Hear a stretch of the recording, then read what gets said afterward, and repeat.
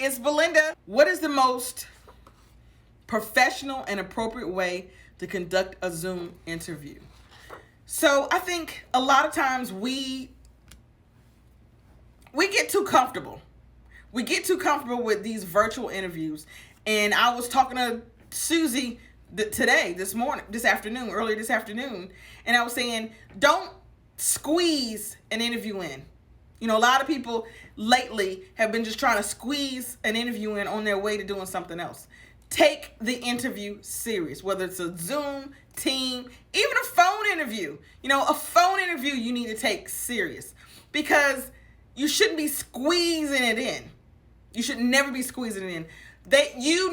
When you're going to have a Zoom interview. They're not going to call you an hour or 30 minutes before you're supposed to do the interview and say, hey, I want to interview you via Zoom.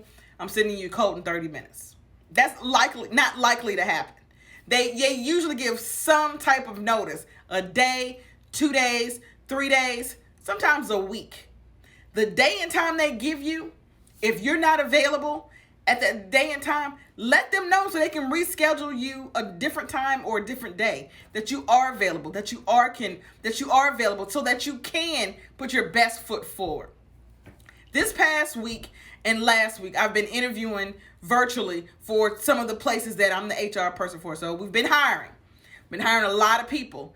And I let them know 2 weeks ago, here's the interview date, here's the interview time.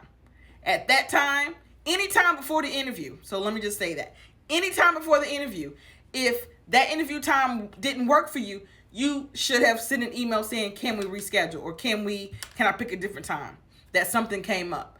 You don't want to squeeze it in between driving someplace because it doesn't set a good tone.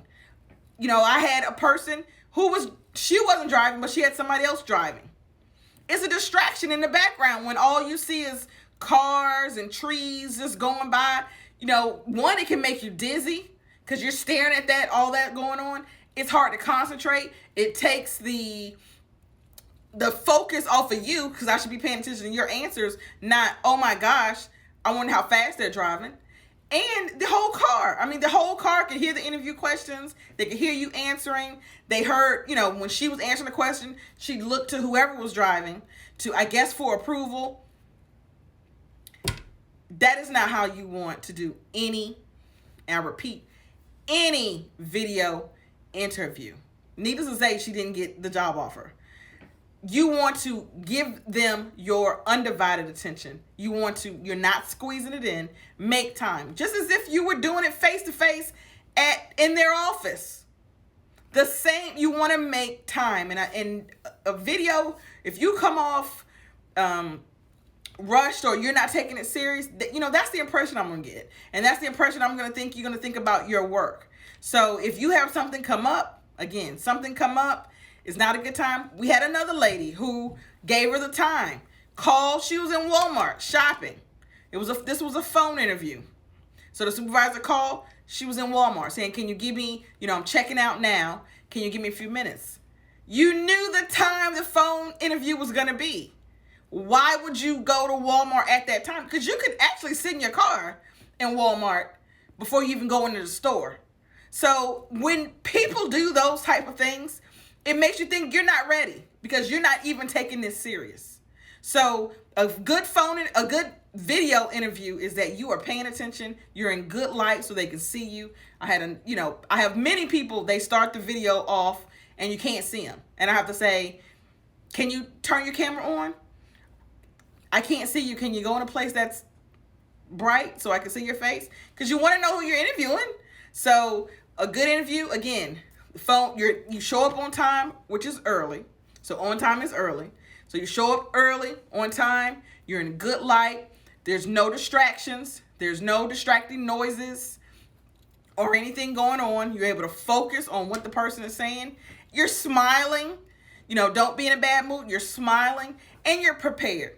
One of the reasons too I tell people to get on a video interview early. What if your internet is down? If you get on right on time and for whatever reason your interview is down or anything could happen, now you're frazzled.